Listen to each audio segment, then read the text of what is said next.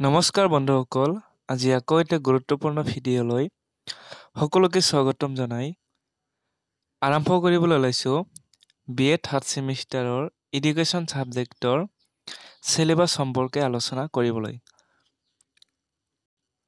লগতে আপোনালোকৰ SSC subject major minor কি পেপাৰ পঢ়িব লাগিব সেই বিষয়ে আলোচনা কৰিম।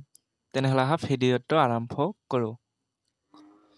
ইয়াতে আপোনালোকে চাবলৈ পাৰিছে ইয়াতে সাবজেক্টটো দিয়া আছে এডুকেশ্যন। তাৰপিছতে আপোনালোকৰ ইয়াতে 3 বছৰৰ অৰ্থাৎ 6 চেমলৈকে যিখিনি সিলেবাস লাগতিয়াল সেইখিনি ইয়াৰ মতে চলিব।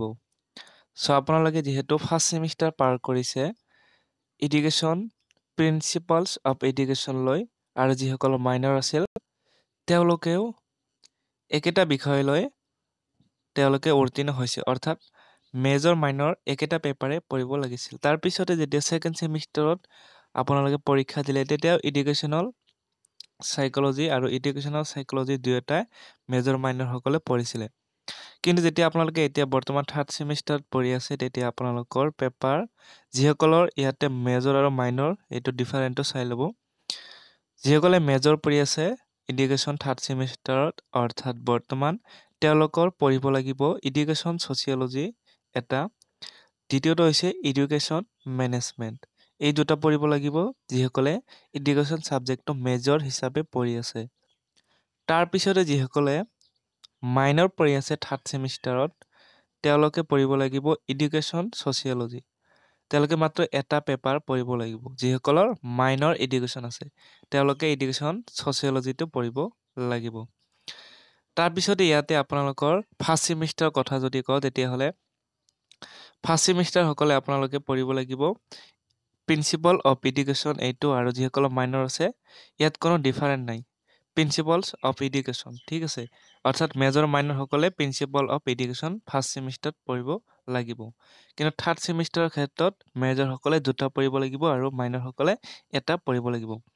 তাৰ পিছতে আপোনালোকে যদি অলপ তলত আহে তেতিয়াহ'লে গম পাব ফৰ্থ সেমিষ্টাৰত কি পঢ়িব লাগিব।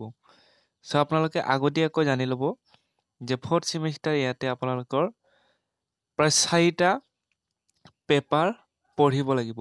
যেটো আপোনালোকে প্ৰথমটো দেখা পাইছে এডুকেশ্যনেল ফিলচফি এটা এইটো, তাৰ পিছতে next development of education in India আৰু এটা গাইডেন্স এণ্ড কাউন্সেলিং এইটো আপোনালোকে পঢ়িব লাগিব।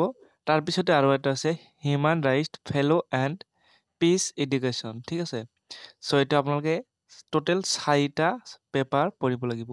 কিন্তু যিসকলে মাইনৰ লৈছে তেওঁলোকে মাত্ৰ এটা পঢ়িব লাগিব, সেইটো হৈছে এডুকেশ্যন ফিলচফি যিসকলৰ মাইনৰ। তাৰ পিছতে আপোনালোকে আকৌ যদি অলপ তললৈ আহে তেতিয়াহ'লে আপোনালোকে গম পাব 5 চেমত আপোনালোকে পঢ়িব লাগিব